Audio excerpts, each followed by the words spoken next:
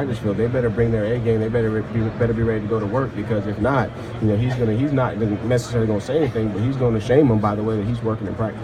What sort of all the big games you've called plays in over the past 2 years, what's the comfort level like now compared to calling them last year in the championship? Last year, probably a little bit more nerves, and I'm sure I'll have some nerves as I get closer to the game, but just a tremendous amount of confidence in the coaches around me, Coach Sweeney, Coach Scott, all the other guys on offense, an extreme amount of confidence in our players. I can call the plays, but it's not about me. It's about, the guys on the field executing. So I got a tremendous amount of confidence, and, I got to challenge myself to make sure that I'm on my game. And my game during the game is not necessarily to call it, but to make the right adjustments, to be able to process the information that's coming from all the different avenues that I have information coming, and get into the right play call in right situations. And so these next couple of days are critical, in that process, where I spend some time by myself, kind of getting into my zone and processing everything that we've done in the game plan to make sure that I can get to the right adjustments. Alabama's defense has been so good. What's different about them when you go into a game like this? I think personnel-wise, very, very similar to last year. Not quite as many D linemen that they roll, because they got some younger guys. The young guys last year are now the starters, but they just play hard, man. They play extremely hard. They're tackling the football. They're trying to create. They just look like what they said. They look like a team that wants to go out and try and dominate in every aspect on defense, and that's why you see that they're, not just said as the top defense in the country. They got the statistical background to prove it as well.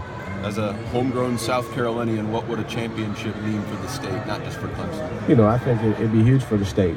I think that a lot of times our state gets overlooked sometimes from a football standpoint because of the size of our state. But if you look at the caliber of athletes that have come out of the state of South Carolina that have gone on to play in the professional ranks, you'd be surprised. But for us to have an opportunity to bring one home, that'd be huge for the state. It'd be huge for our university. It'd be huge for our program, and just really, really excited for an opportunity to try and get that done for Coach Sweeney. What sort of improvements have you seen in the Alabama secondary from last year to this year? In the secondary, they got more versatility.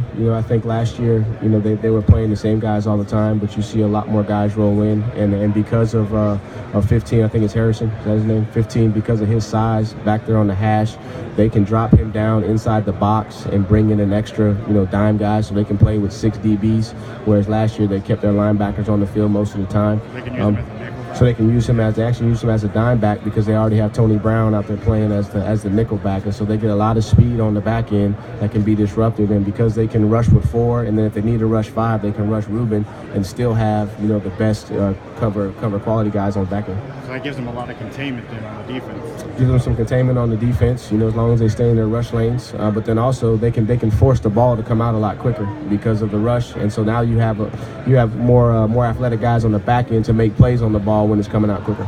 So would you probably look at other shorter, quicker plays to exploit some of the